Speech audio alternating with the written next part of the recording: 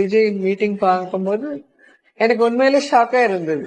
ஏன்னா நாங்க கவர்மெண்ட்ல இருந்து சிஎம்ஆ இருந்து ஒரு டிஸ்ட்ரிக்ட்ல ஒரு மீட்டிங் வைக்கணும்னா எவ்வளவு பேர் ஒர்க் பண்ணணும்னு எங்களுக்கு தெரியும். இருக்கிற மினிஸ்டர்ஸ்ல இருந்து, எம்எல்ஏல இருந்து, எம்பில இருந்து, கலெக்டர்ஸ்ல இருந்து, எஸ்பில இருந்து இவ்வளவு பேர் ஒர்க் பண்ணி ஆர்கனைஸ் பண்ணணும்.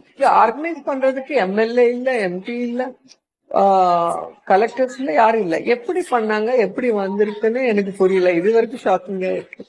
சோ அவருக்காக இவ்வளவு பேர் யார் ஒர்க் பண்ணாங்களோ தெரியல. யாருக்குமே ஐடென்டிபிகேஷன் இல்ல. இவர் பண்ணாரு தெரியல. சோ அவங்களா கிரௌட் வர மாதிரி நம்ம பார்த்துருக்கோம்.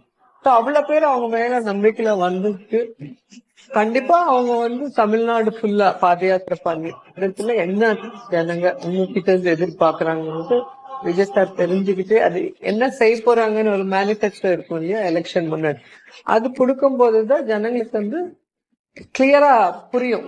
அதுக்கு விஜய் சார் ரெடியா இருக்குன்னா கண்டிப்பா பிளஸ் பண்ணுவாங்க ஜனங்க.